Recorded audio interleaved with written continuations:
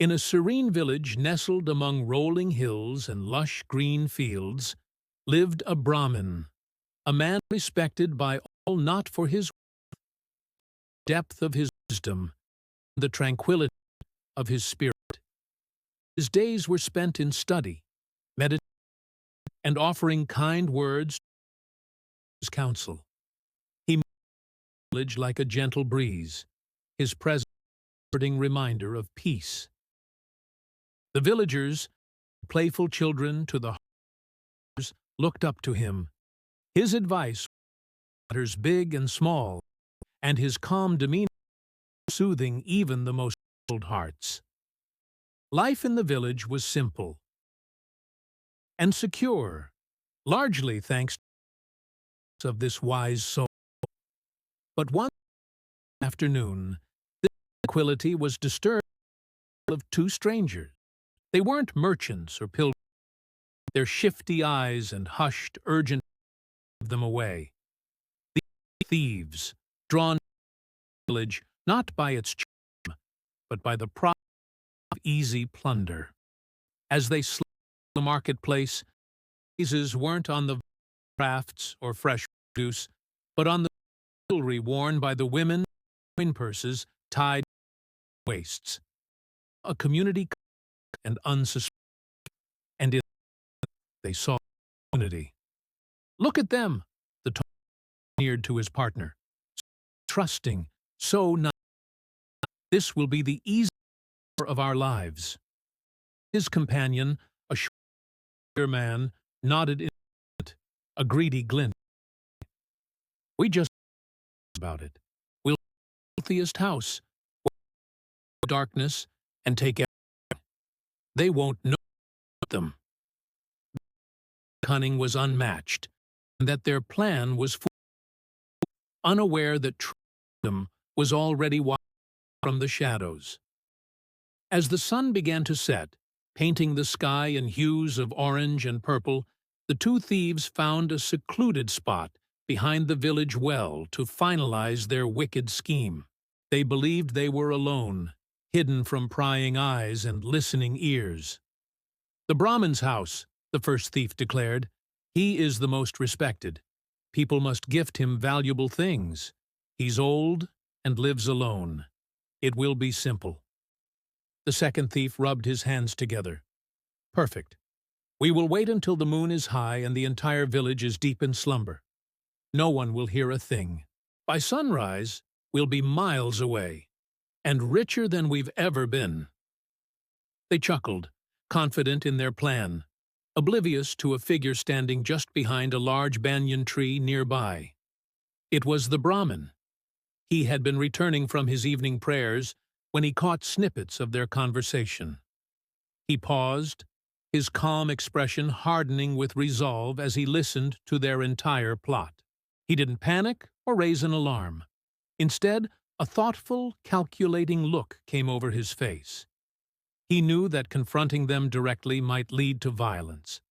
No, this was a challenge not for the sword, but for the mind. Fools, he thought to himself, a faint smile playing on his lips. They believe they are clever, but they have underestimated the power of true intelligence. I will not let them harm this village. I will outsmart them. With the thieves' plan laid bare in his mind, the Brahmin returned home not with fear, but with a counterplan of his own already forming. He understood that to catch a fox, you must think like a fox. He entered his humble dwelling and went straight to his pantry. He took out a large bag of fine white rice flour. It was a simple, everyday item, but in the hands of a wise man, it was about to become a crucial tool.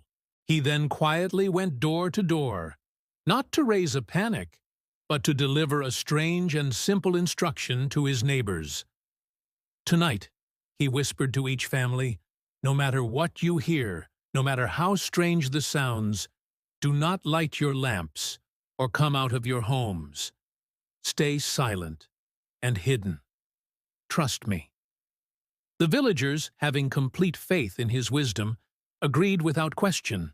though they were puzzled by the odd request. As the last sliver of twilight faded, the Brahmin took the bag of flour and sprinkled a thick, even layer across the dusty ground in front of his own doorstep and the path leading to it. The white powder was almost invisible in the deepening darkness. His trap was set. Now all he had to do was wait.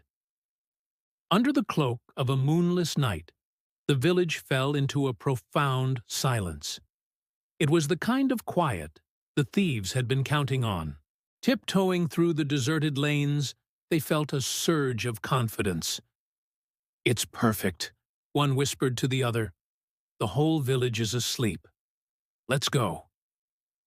They crept towards the Brahmin's house, their hearts pounding with a mixture of excitement and greed.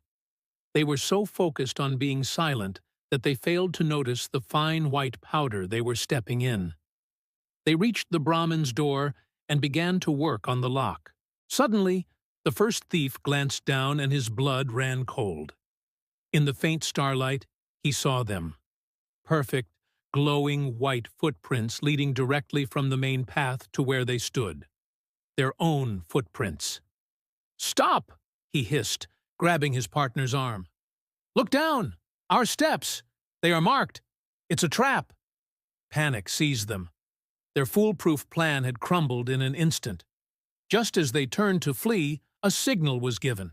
From the shadows of the surrounding houses, villagers emerged, armed not with weapons, but with ropes and sturdy nets.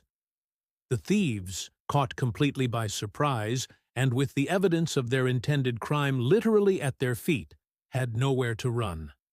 They were quickly surrounded and subdued without a struggle. The next morning, the village square was abuzz. The two thieves, tied and humbled, stood before the council of elders. The story of the Brahmin's clever trap spread like wildfire. The villagers looked at the Brahmin with newfound awe. He hadn't used force or violence. He had used his mind. As the elders decided the fate of the would-be robbers, the Brahmin addressed the gathered crowd. He stood tall, his voice calm but clear. "Remember this day," he said. "Brute force and cunning are no match for true wisdom and careful planning. It is not our strength that keeps us safe, but our vigilance and our ability to think ahead. By staying calm and using our intelligence, we can overcome any threat and protect our community from harm." The villagers nodded, the lesson sinking in. They had learned that the greatest weapon they possessed was not a sword, but a sharp and thoughtful mind. And so, life in the village returned to its peaceful rhythm, but now with a deeper understanding that true security comes from wisdom.